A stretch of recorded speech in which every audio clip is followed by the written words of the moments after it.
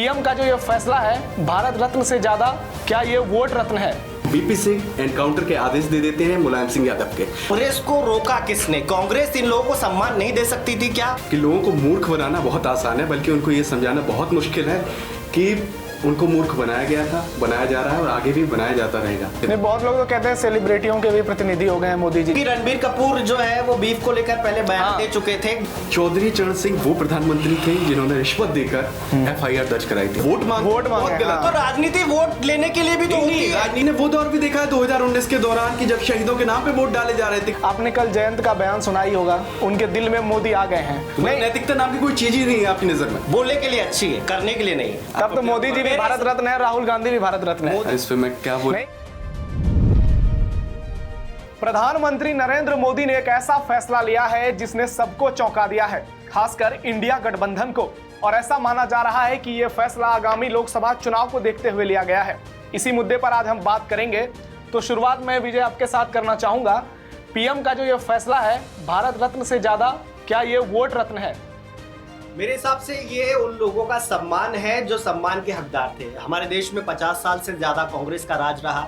लोग बोल रहे हैं चौधरी चरण सिंह को दिया है भारत रत्न, बीजेपी फायदा लेना चाहती है। तो कांग्रेस को किसने रोका था फायदा लेने से? 2004 से लेकर 2014 तक तो मनमोहन सिंह थे, वो ये फैसला कर सकते थे। जब उनकी सरकार जा रही थी 2013-14 के दरमियान उन्होंने सचिन तेंदुलकर को भारत रत्न देने का ऐलान किया। लेकिन राम मंदिर का बड़ा इवेंट हुआ, कांग्रेस ने जिसे राज्यसभा में भेजा और साथ में भारत रत्न दिया, वो तो कहीं ना कहीं बीजेपी के साथ खड़ा हुआ नजर आया। कि भारत रत्न से वोट बैंक हासिल करने वाली राजनीति में मैं सिर्फ इतना कहना चाहूंगा, किसी एक व्यक्ति ने बहुत पहले कहा था, सालों पहले कहा था कि लोगों को मूर्ख बनाना बहुत आसान है, बल्कि उनको ये समझाना बहुत मुश्किल है कि उनको मूर्ख बनाया गया था, बनाया जा रहा है और आगे भी बनाया जाता रहेगा। क्योंकि भारत रत्न एक अलग मसला है और उसके बहाने आप वोट मांगते हो जनता से कि हमने आपके इस नेता को भारत रत्न दे दिया, इसके खातिर आप वोट दो। इस पूरी तरीके से गलत है। और इस नहीं, मेरे हिसाब से ये फैसला मेरिट का है। अगर आप स्वामीनाथन की बात करें, आप पीवी नरसिम्हा राव की बात करें, चौधरी चरण सिंह की बात करें, आप कर्पूरी ठाकुर की बात करें, एल.के. आडवाणी की बात करें, विवाद सबके साथ होते हैं। जो सत्ता में होता है, जो राजनीति में होता है, उसके साथ विवाद होंगे।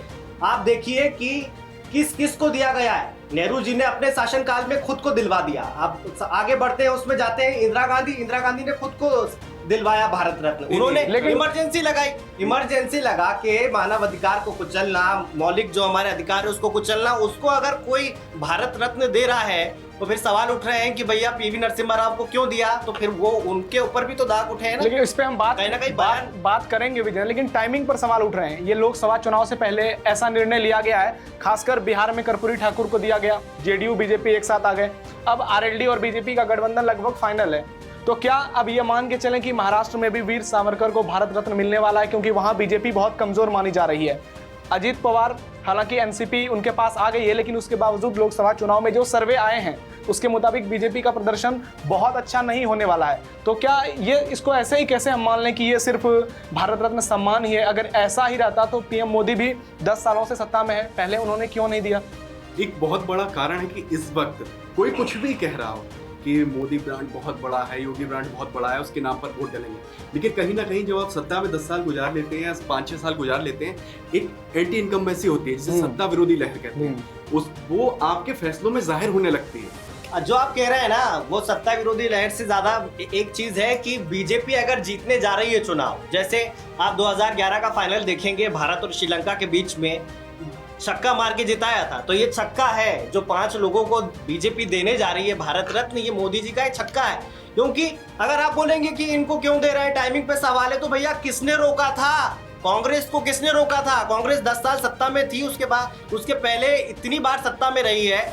स्वामीनाथन अगर 70 के दशक में देश को भुखमरी से बाहर निकालते हैं तो मोदी जी का इंतजार कर रही थी कांग्रेस कि मोदी जी आएंगे और उनको भारत रत्न देंगे। कांग्रेस ने 2004 में किसान आयोग का उनको अध्यक्ष बनाया। उनकी रिपोर्ट पर सियासत होती है, लेकिन टाइमिंग पे नहीं है। लेकिन सवाल जो आपने फैसले लिए उन फैसलों के आधार पर आप जनता से वोट मांगे। तो राजनीति वोट लेने के लिए भी तो होती है। राजनीति ने वो दौर भी देखा है 2019 के दौरान कि जब शहीदों के नाम पे वोट डाले जा रहे थे कि इतने शहीद हुए, एक वोट शहीद के नाम पर। इसमें आपका क्या योगदान है? आपने शहीद करवाया क्या लोगों को? आप ये किस नाम पर वोट कांग्रेस मांगेंगे क्या? कांग्रेस को गांधी जी ने बोला था, कांग्रेस का लक्ष्य है कि हमने आजादी दिलवा दी है, अब इसको भंग कर देना चाहिए। नेहरू जी ने उसको जिंदा रखा, उसके नाम पर कांग्रेस ने वोट मांगा, नेहरू जी ने मांगा, फिर लाल बहादुर शास्त्री ने मांगा, उसके बाद इंदिरा गांधी ने मांगा। बांग्लादेश को अलग किया तो उसमें सारी भी उसके चीजें, नाम पे सब भी लोग, वोटें मांगे। अगर सब कोई पर फिर बात उपलब्धि करनी है उसके पड़ेगी। नाम पे वोट क्यों नहीं? फहरिस्त काफी लंबी है। खड़गे आज भी बोलते हैं कि हमने देश को आजाद कराया, इनका तो कुत्ता भी कुछ नहीं कर पाया था। ये खड़गे का बयान है। वो कहते हैं कि जिसने आजाद कराया है उसको श्रेय तो मिलना चाहिए ना। शेख की राजनीति अलग है, मैं सिर्फ कह रहा हूँ कि मुद्दे से भटकाने वाली बात है। राजनीति तभी तक रहेगी जब तक जनता के मुद्दे रहेंगे। जब मुद्दे खत्म होने जाते हैं तो जो चतुर सियासतदान जिनको कहेंगे ना, वो कहीं ना कहीं मुद्दों को गढ़ते हैं, वक्त रहते जनता की नब्ज को भांप लेते हैं, मुद्दे खुद बनाते हैं। ऐसा मुद्दा बनाएंगे जिससे जनता के बीच में उछाल दो, चित भी उनकी पट भी उनकी। राम मंदिर का मुद्दा बना लिया गया है, अब उनको एक नया मुद्दा चाहिए। योगी आदित्यनाथ ने विधानसभा में बोल दिया कि कन्हैया जी को कौन रोक पाएगा, नंदी ने तो रात में ही बैरिकेडिंग तोड़वा दी। एक नया मुद्दा उछाल दिया गया है कि बीजेपी किस तरीके से माइंड सेट करती है। वो एक अपनी पिच तैयार करती है जिस पर विपक्ष को अपने इशारे पे बुलाती है कि भाई हमने पिच तैयार कर दी, अब तुम खेलोगे। इसी आशीष, बड़ा सवाल यह है कि कांग्रेस को रोका किसने? कांग्रेस इन लोगों को सम्मान नहीं दे सकती थी क्या? अंबेडकर का योगदान भारत की राजनीति में, भारत के संविधान को बनाने के लिए क्या है, किसी से छिपा नहीं है, लेकिन बहुत देर से उनको दिया गया। लेकिन क्या नेहरू जी के काबिल है, गांधी परिवार के काबिल है? दूसरा, इस पे बाद में चर्चा करेंगे आराम से। क्या गांधी परिवार के बाहर कोई काबिल नहीं है क्या? लेकिन मेरा सवाल ये है आशीष, चौधरी चरण सिंह शायद यूपी के इतिहास में आज तक उनसे बड़े नेता कोई और हुए नहीं है। किसानों के मसले हैं। सवाल पूरा सुन लीजिए। कहा जाता है, मैं वही आपसे पूछने वाला था कि चौधरी चरण सिंह को भारत रत्न देके क्या बीजेपी अपने उस टारगेट को पूरा करना चाहती है, मिशन 80, जिसकी बात वो पिछले कई महीनों से कर रही है? चौधरी चरण सिंह सच में एक बहुत बड़ा नाम है। असल मायनों में जिनको मसीहा कहा जाता है, वो किसानों के मसीहा। उसको आप मेरी एक छोटी सी बात से समझ लेंगे। चौधरी चरण सिंह वो प्रधानमंत्री थे जिन्होंने रिश्वत देकर FIR दर्ज कराई थी। दरअसल साल था 1979, अगस्त का महीना था। इटावा में गए हुए थे चौधरी चरण सिंह। वहां पर उन्होंने, एक थाना पड़ता है ऊसरहा, वहां पर पहुंचे। उन्होंने वहां पर जाके बातचीत करी कि मुझे एक FIR दर्ज करानी है। अब तब के नेता थे भाई, धोती कुर्ता पहनते थे और गर्मियों के दौर दिन चल रहे थे, तो कपड़े भी उनके मैले थे, आम जनमानस जैसे ही थे। तो वहां से पहले तो जो सिपाही था उसने धमकाया कि भाई आपकी जेब कट गई होगी या फिर आपके रुपए खुद खो गए होंगे और आप बोल रहे हो कि जेब काट ली गई। तो उन्होंने बोला कि नहीं, मुझे FIR दर्ज करानी है। वो थोड़ी देर बैठे रहे, फिर थाने से उठ के चल दिए। थाने से उठ के जब चले तब तक पीछे से कोई आता है, बोलता है कि FIR तो दर्ज हो जाएगी, रिश्वत देनी पड़ेगी। अच्छा, रिश्वत देने के लिए राजी हो जाते हैं और शायद मैं सही हूँ तो 35 रुपए की रिश्वत देते हैं, FIR दर्ज हो जाती है। फिर उसके बाद जो मुंशी होता है, जो लिपिक होता है थाने में, वो कागजी कार्रवाई के दिन आप साइन करेंगे। चौधरी चरण सिंह से पूछता है कि अंगूठा लगाएंगे, तो कहते हैं मैं साइन करूंगा। तो वो सुनिए साइन करूंगा। अब बात आती है साइन करने की। वो साइन करते हैं और उसके पास जो स्टाम्प पैड रखा होता है उसको उठाते हैं, अपनी जेब से एक मोहर निकालते हैं, मोहर लगा देते हैं। नाम उनका लिखा होता है चौधरी चरण सिंह, नीचे स्टाम्प लगता है भारत के प्रधानमंत्री। ये वाक्य के बाद सब चौंक जाते हैं और अगले ही दिन पूरा का पूरा थाना सस्पेंड हो जाता है। ये बताता है कि जनता के बीच में जाकर जनता की समस्याओं को समझने के लिए उस बंदे ने क्या कुछ नहीं किया। एक मतलब आखिरी व्यक्ति तक पहुंचने की कोशिश की है कि मूल जो समस्या है उसको कहीं ना कहीं सॉल्व किया जा सके। एक तरह से वो लाल बहादुर शास्त्री ही थे, जिस तरह से लाल बहादुर शास्त्री का लोगों के बीच में उनकी एक छवि बनी है, लाल बहादुर कम नहीं शास्त्री का एक अपना अलग कद था और चरण सिंह का अपना अलग कद है, क्योंकि दोनों के जीवन में सादगी थी। तो ये एक कॉमन चीज है। आशीष, सबसे अच्छी बात एक चीज मैं बताना चाहूंगा आपको कि जो आज इंफ्रास्ट्रक्चर में सरकार शहरों पे ज्यादा ध्यान देती है, चौधरी चरण सिंह जब प्रधानमंत्री थे तो गांवों की तरफ ज्यादा इन्वेस्ट किया गया था सरकार की ओर से पैसा।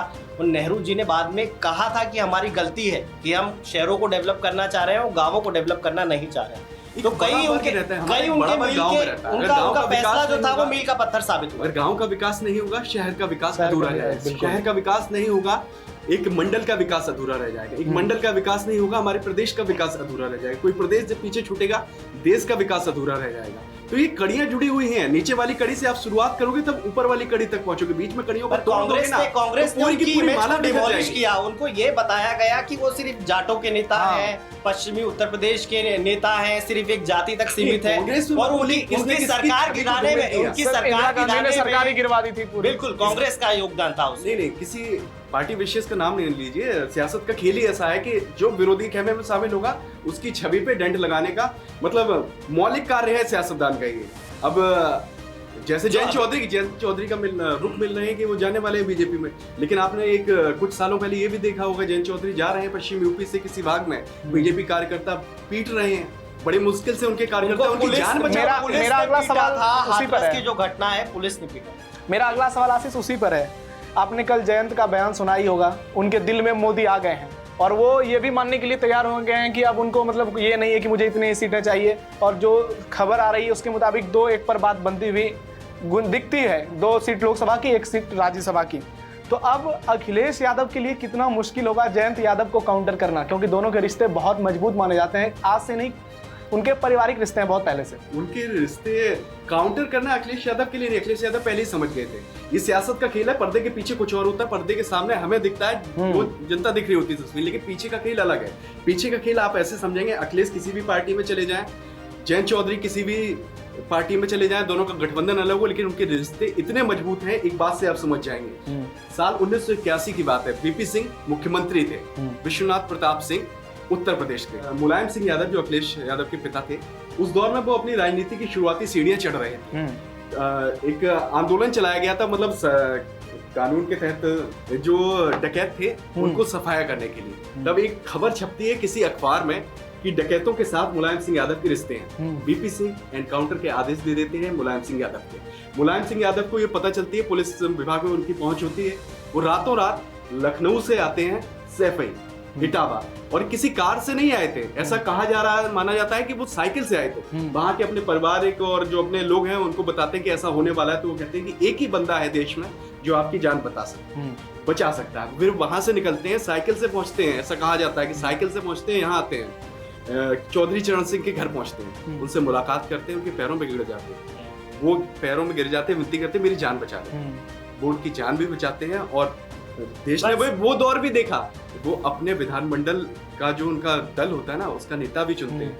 वो मुलायम सिंह को आगे ले जाने में सबसे बड़ा हाथ है चौधरी चरण सिंह का। तो इन दोनों परिवारों के बीच इतने घने संबंध है ना, सियासत उनसे कभी भी बांट नहीं सकती। लेकिन विजेंद्र, मैं इस बात को आगे ले जाऊंगा, जान बचाने से ज्यादा जयंत यहाँ पार्टी बचाना चाहते हैं। 5 साल की जो दूरी हो जाती है ना, जब ना आपके पास विधायक होता है ना आपके पास सांसद होता है, तो जनता भी आपसे दूर जाने लगती है। कई ऐसे स्टेट है जहाँ पर अगर आपका विधायक चुनकर नहीं आता है, सांसद चुनकर नहीं आता है, तो बीएसपी जैसा हाल हो जाता है। बीएसपी के 10 सांसद है लोकसभा में, विधायक कितने हैं आप और हम सब जानते हैं। जिस पार्टी की मुखिया 4 बार उत्तर प्रदेश जैसे बड़े राज्य में सीएम रही हो, आज उसके पास विधायकों का टोटा है। आपका जनाधार खत्म हो जाएगा तो आप अपने आप को जनप्रतिनिधि कह ही नहीं सकते। और जयंत विजेंद्र की बातों जिक्र करना चाहूंगा मैं। रामविलास पासवान को लोग कहते थे कि वो मौसम वैज्ञानिक है, लालू जी कहते थे कि वो उनको पता लग जाता है किसकी सरकार बन रही है, वो उधर चले जाते हैं। लेकिन नैतिकता भी तो कोई चीज होती है ना, रामविलास पासवान का आप नाम ले रहे हो, नैतिकता भी कोई चीज होती है। तब तो नीतीश कुमार के लिए भी वही चीज लागू होती है। साथ जो है वो नहीं चल पाती है, नहीं चल पाती मेरे दोस्त। अगर नैतिकता किसमें बची है, नैतिकता किसमें बची है? होता तो पीडीपी के साथ बीजेपी अलायंस करती क्या? लालू नीतीश शिवसेना कांग्रेस के साथ अलायंस करती क्या? उदाहरण है नैतिकता के, अडवाणी जी जिनको भारत रत्न दिया गया, तो आज उनकी स्थिति शायद नैतिकता की वजह से है कि वो शिथिल हो चुके हैं राजनीति में, और वक्त से पहले रिटायरमेंट दे दिया गया उनको। नैतिकता नाम की कोई चीज ही नहीं है आपकी नजर में, बोलने के लिए अच्छी, करने के लिए नहीं। राजनीति ही कहते हैं अनिश्चितताओं का खेल है, एक तरह से क्रिकेट की तरह। लेकिन विजेंद्र की बातों में मुझे भी दम लगता है, क्योंकि जयंत चौधरी 2014 और 19 में 2 बार जब लोकसभा चुनाव लड़े तो उनकी पार्टी को 0 सीट मिला। लेकिन वही आप देख लीजिए, जब वो एनडीए के साथ 2009 में थे तो उनको 5 सीटें मिली थी। तो उनको ये लग रहा है ना कि अगर मोदी के साथ वो जाएंगे तो 2 सीट वो जीत जाएंगे, लेकिन अगर वो एसपी के साथ गठबंधन में रहेंगे तो हो सकता है वो 10 सीटों पर लड़े, उसमें से 0 सीट उनको मिले। क्या वक्त का फेर है, किस वक्त पे आप जनता के बीच जा रहे हैं, दूसरा किस दल के साथ जा रहे हैं, कौन आपके दोस्त हैं। अब दिनेश कार्तिक की बात करूं, क्रिकेट का आपने एग्जाम्पल लिया, दिनेश कार्तिक एक बेहतरीन विकेट कीपर थे, बेहतरीन बल्लेबाज थे, लेकिन वो उस दौर में पीछे धक्के खा रहे थे जब महेंद्र सिंह धोनी अंदर थे। तो वही जयंत चौधरी के साथ है। आप अभी भी मथुरा जाके पूछेंगे ना लोगों से कि जयंत चौधरी जब वहां के सांसद थे उन्होंने काम किया कि नहीं किया, उनका नाम सबसे पहले जुबान पर आएगा। लेकिन अब वहां सांसद अभी कौन है, हर कोई जानता है, हर कोई जानता है उन्होंने क्या किया, देखने तक नहीं जाती है। लेकिन अभी भी लोग चाहते हैं कि जयंत चौधरी आए, क्योंकि उस बंदे ने जमीन पर जाके काम किया। अब विजेंद्र उत्तर से दक्षिण क्या रुख कर लेते हैं? मैं इसमें ऐड कर रहा हूं, फिर कीजिएगा आप जो आपका सवाल है कि क्या होता है कि बीजेपी ये 80 नहीं देख रही है, बीजेपी देख रही है 2027 में जो विधानसभा का चुनाव होगा, क्योंकि जो डेंट हुआ है ना किसान आंदोलन की वजह से, वो सबसे ज्यादा पश्चिमी यूपी में नहीं, विधानसभा में नहीं हुआ है। विधानसभा में सबसे अच्छे नतीजे रहे हैं पश्चिमी यूपी में बीजेपी के लिए। अच्छे रहे हैं क्योंकि इक्वेशन चेंज हुई, 3 लॉ को वापस लेना पड़ा, यूपी में इलेक्शन था उसके बाद, ये मजबूरी थी मोदी सरकार। लेकिन बीजेपी का संगठन भी तो मजबूत है वेस्टर्न यूपी में। मजबूरी थी, और ये एम स्वामीनाथन का नाम भी इसीलिए आया। एम स्वामीनाथन क्या, कोई भी अगर किसान नेता जाता है कि किसानों के जीवन को बेहतर बनाने के लिए मसौदा लेकर जाता है, उस मसौदे की आधारशिला कौन होता है? एम स्वामीनाथन के विचार होते हैं, जो कि कार्यशैली के जरिए देश के सामने आए हैं वक्त वक्त पर। तो एम स्वामीनाथन को भारत रत्न देके सरकार बनाना चाहती है किसानों को, उनके वोट बैंक को, कि भाई हम तो आपके साथ ही हैं। लेकिन किसान भी समझते हैं, और ये इसी वक्त पे क्यों हुआ, एक सियासत से जोड़कर तो देख ही रहे हैं, क्योंकि अभी 8 फरवरी को आपने देखा होगा किसानों ने फिर से कूच किया है दिल्ली की ओर, और ये छोटा मोटा आंदोलन नहीं था। मैं आपको बताऊंगा कि 8 फरवरी की रात को जिनको मतलब अभी कार्यवाहक डीजीपी माना जा रहा है, वो लखनऊ से दिल्ली आए हैं फ्लाइट से। लेकिन इसका वही मैं पूछ रहा था, इम्पैक्ट जो साउथ में होने वाला है, 2 लोगों को भारत रत्न दिया गया साउथ से, नरसिम्हा राव और MS स्वामीनाथन। बीजेपी सबसे कमजोर साउथ में मानी जाती है, तो क्या बीजेपी ने साउथ की गोटी भी सेट कर ली है? बीजेपी को पता है कि राम मंदिर के नाम पे वो हिंदी बेल्ट में वोट ले सकती है, यहाँ वो सेंटिमेंट्स के साथ उसको सत्ता मिल सकती है, लेकिन साउथ में ऐसा नहीं है। साउथ में अभी चुनाव हुआ कर्नाटक में, मोदी जी ने बोला कि बजरंग बली की जय बोल के जाओ वोट करने के लिए, लेकिन सरकार किसकी बनी? कांग्रेस की। मोदी जी ने तेलंगाना में बहुत रैलियां की, लेकिन सरकार किसकी बनी? कांग्रेस की।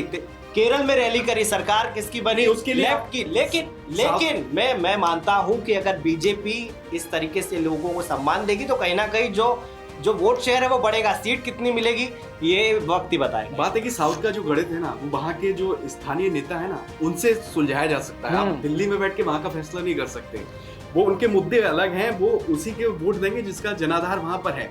इसीलिए उन्होंने PV नरसिम्हा राव को चुना। मुख्यमंत्री रह चुके हैं 2 बार आंध्र के, उस दौर में रहे थे जब आंध्र और तेलंगाना एक हुआ करता था। तो उनका आंध्र में भी जनाधार है, तेलंगाना में भी जनाधार है। और दूसरा आपने एम स्वामीनाथन को बताया, वो भी साउथ से आते हैं। आपने बताया कि चेन्नई से उनका नाता है, तो तमिलनाडु को भी भुनाने की कोशिश की है। अब सिक्का उछाल दिया है। पर नरसिम्हा राव जो है वो कल हम जिक्र भी कर रहे थे, इसको अनसंग हीरो है वो राम मंदिर आंदोलन के, क्योंकि जब बाबरी मस्जिद का विध्वंस हुआ तो प्रधानमंत्री देश के PV नरसिम्हा राव थे। अगर वो वक्त से पहले अगर कुछ स्टेप लेते तो शायद वो जो आंदोलन है साउथ के हिंदुओं को मैसेज देने की कोशिश की गई है इसके माध्यम से। जाता तो राम मंदिर आंदोलन या तो सिमट जाता या बहुत ही ज्यादा उग्र हो जाता। और उस समय के जो कल्याण सिंह और मंत्री थे चौहान, वो बार बार कहते रहे नरसिम्हा राव से कि सर एक्शन लीजिए, स्थिति खराब हो रही है, लेकिन उन्होंने एक्शन नहीं लिया। तो नरसिम्हा राव के बारे में आशीष ये कहा जाता है कि कुछ नहीं करना, अभी बहुत कुछ करना होगा। नहीं, और इसी का खामियाजा उनको ये भुगतना पड़ा कि कांग्रेस ने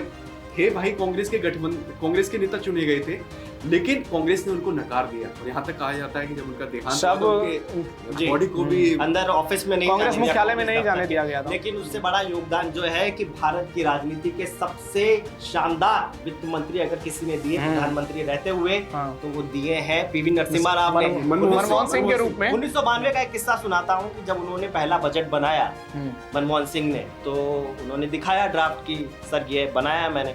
तो उन्होंने बोला भैया ये तो मैं भी बना सकता था, आप ऐसा बनाइए जो देश के लिए फायदेमंद हो। यानी उन्होंने ये नहीं कि इससे मुझे वोट मिलेगा तो 4 ट्रेन इधर चला दी, इतने लोगों को फंड इधर अलॉट कर दिया, साउथ में एक फैक्ट्री खुल गई भारत सरकार की, ऐसा नहीं किया। उन्होंने क्या किया, लाल फीताशाही को बंद किया। उन्होंने बोला सिंगल विंडो सिस्टम होना चाहिए, देश में FDI आना चाहिए। आज जो मोदी जी बोल रहे हैं ना 5 ट्रिलियन, मैं भी उसी तरफ आ रहा हूं, उसका आधार कोई है तो वो PV नरसिम्हा राव। बिल्कुल। तो साउथ पे ही बात करते हैं। आपने कहा तमिलनाडु से आते हैं MS स्वामीनाथन। तमिलनाडु में पिछले कुछ समय से देखा जा रहा है कि बीजेपी वहाँ संगठन को काफी मजबूत कर रही है, और उसमें सबसे बड़ा योगदान अगर किसी का है तो अन्नामलाई का है। तो MS स्वामीनाथन के थ्रू क्या अन्नामलाई और MS स्वामीनाथन, खैर वो अभी जिंदा नहीं है, लेकिन दोनों का गठबंधन, क्या बीजेपी को गठबंधन खाता खुलेगा बीजेपी का तमिलनाडु में? मसला है ये जो सेट किया गया माइंडसेट सेट करने के लिए, जनता का माइंडसेट, और उनको ये बताना है कि जो आपके नेता हैं, जो आपके आदर्श है ना, वो बीजेपी के भी आदर्श हैं। जो तमिलनाडु में तमिल बंदा बोलता है, जो उसका नेता है ना, बीजेपी के लिए भी वो आदर्श स्थिति में रखता है। बीजेपी भी उसको माननीय मानती है, उसका सम्मान करती है। बस यही सिक्का उछाला है, यही संदेश देने की कोशिश की है। ये तो चुनाव के बाद जो पक्ष मजबूत होगा उसका। लेकिन साउथ में भी ऐसा देखा गया, हर 5 साल में सरकार बदल जाते हैं, 10 साल में लगभग। मोदी सरकार कुछ भी काम कर रही है ना, पूरी प्लानिंग। आप राम मंदिर का बना अयोध्या में, उसमें साउथ के बॉलीवुड एक्टर आए, माफ कीजिएगा वहाँ के एक्टर आए, आपने रामचरण तेजा को देखा होगा, उनकी फिल्म आई थी चिरंजीवी थे, RRR, बहुत जिसमें वो सारे भी राम का रोल निभा रहे थे एक तरीके से। तो जो होता है ना एक मैसेजिंग, वो मोदी जी बहुत अच्छे से कर रहे हैं। वो गेस्ट लिस्ट जो तैयार की गई थी उसके लिए भी तारीफ करनी चाहिए कि हर उस स्टेट के लोगों को बुलाया गया है जहां से बीजेपी को वोट लेना है। ये मोदी जी मैसेज नहीं, करने नहीं, में तो वो- बेहतरीन हाँ। है, क्योंकि पहले जनप्रतिनिधि का मतलब होता था कि जो जनता का प्रतिनिधि हो, लेकिन अब तो कुछ हो गया है, जन की प्रति और उसकी निधि पे जिसका फोकस हो वही नेता है। नहीं, बहुत लोग तो कहते हैं सेलिब्रिटियों के भी प्रतिनिधि हो गए हैं मोदी जी। जिस तरह से बॉलीवुड के तमाम सेलिब्रिटियों को बुलाया गया, उसके बाद सवाल भी उठे कि जिन लोगों होना ने भी चाहिए, उसमें भाई, अपनी देश का जान दी प्रधानमंत्री उनको बुलाना चाहिए था ना। प्रधानमंत्री नहीं, है, उसका प्रतिनिधि विरोध भी होना हुआ चाहिए। क्योंकि रणबीर कपूर जो है वो बीफ को लेकर पहले बयान हाँ। दे चुके थे। फिर लोगों ने सवाल उठाया कि भैया जो बीफ खा रहा है उसको आप अयोध्या के जिन्हें राम मंदिर के इनॉग्रेशन में क्यों बुला रहे हैं? फिर तो वही नैतिकता वाली बात आ जाती है जिसपे हम लोग बात कर रहे थे, किसी में बची नहीं आज के समय में। तो इसको 3 लोगों को भारत रत्न कल दिया गया, लेकिन उससे पहले 2 लोगों को दिया गया है। दिनों की राजनीति हाँ। आप देखेंगे 5 लोगों को भारत रत्न दे दिया गया है। बिल्कुल। बिहार में कर्पूरी ठाकुर को दिया गया है, जिनको ईबीसी वर्ग का सर्वमान्य नेता माना जाता था। 35% आबादी है वहाँ पे। ओबीसी वर्ग का विकल्प माना जाता था, जिसके चलते ही नीतीश कुमार जो प्रधानमंत्री बनने के सपने देख रहे थे ओबीसी वर्ग के सहारे मुख्यमंत्री तक सीमित रह गए और उसी को उन्होंने अपना भाग्य समझ लिया, उपलब्धि हासिल कर ली। दूसरा, अडवाणी जी को भारत रत्न दिया गया भाई। उसके बाद वो इसलिए दिया गया कि राम मंदिर आंदोलन के जननायक थे। तीसरा फिर दिया गया एम स्वामीनाथन, किसानों पे साधा है, साउथ पे निशाना साधा है। फिर दिया गया चौधरी चरण सिंह को, किसानों के मसीहा हैं कि किसानों की आवाज जो उठे उनको शांत किया जा सके।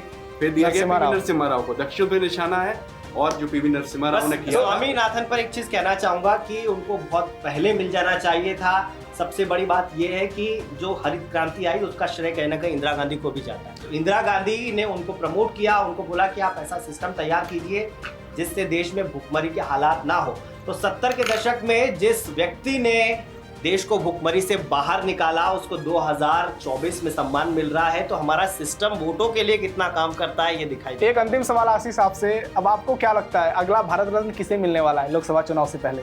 कोई भी बड़ा नाम आ सकता है भाई, कभी भी आ सकता है, क्योंकि सियासत इस समय भारत रत्न नहीं वोट रत्न पे फोकस है। आप इस पर क्या कहना चाहेंगे? मेरे हिसाब से आपने जिक्र किया था वीर सावरकर का। हो सकता है उनका नाम आए, अन्ना हजारे का नाम आ जाए। अगर आम आदमी पार्टी को काउंटर करना हो तो उनके गुरु को दे दूं, क्योंकि वो उनकी जो है क्रिटिसिज्म करने में बहुत आगे हैं अन्ना हजारे। तो कुछ भी हो सकता है। और मेजर ध्यानचंद का भी नाम आ रहा है बहुत, मैं एक उनको भी चीज मिलना मानता हूँ कि चलिए 5 साल में चुनाव होते हैं तो कम से कम लोगों को सम्मान तो मिल रहा है, क्योंकि कई बार तो ऐसा हुआ है कि 3-3, 4-4 साल तक किसी को भारत रत्न ही नहीं दिया गया, सिर्फ गांधी परिवार के बाहर देखा ही नहीं गया। जीते जी ले लिया गया। भारत में जो रह रहा है सब भारत नहीं, ऐसे कैसे हो सकता है? जो मेरिट पे तो है आप अगर अपने आप को उसको काउंट ना करिए। तब तो मोदी जी भी भारत रत्न है, राहुल गांधी भी भारत रत्न है। मोदी जी अगर खुद के बिल्कुल, मोदी देश के प्रधानमंत्री 140 करोड़ लोगों का प्रतिनिधित्व कर रहे हैं, भारत रत्न है। राहुल गांधी इस पे मैं क्या बोलूं? नहीं, मोदी जी के बारे में बोल रहे हैं तो राहुल गांधी के भी बारे में बोल भारत दीजिए। रत्न तो नहीं है, लेकिन कांग्रेस के रत्न जरूर है। और ये भी- मैं मानता हूं। तो चलिए आज की चर्चा यहीं समाप्त करते हैं। तो आपको कैसा लगा हमारा ये डिस्कशन, अपना फीडबैक जरूर दीजिएगा और अपनी राय ये भी दीजिएगा कि आप अगला डिस्कशन किस मुद्दे पर चाहते हैं। तो फिलहाल के लिए नमस्कार।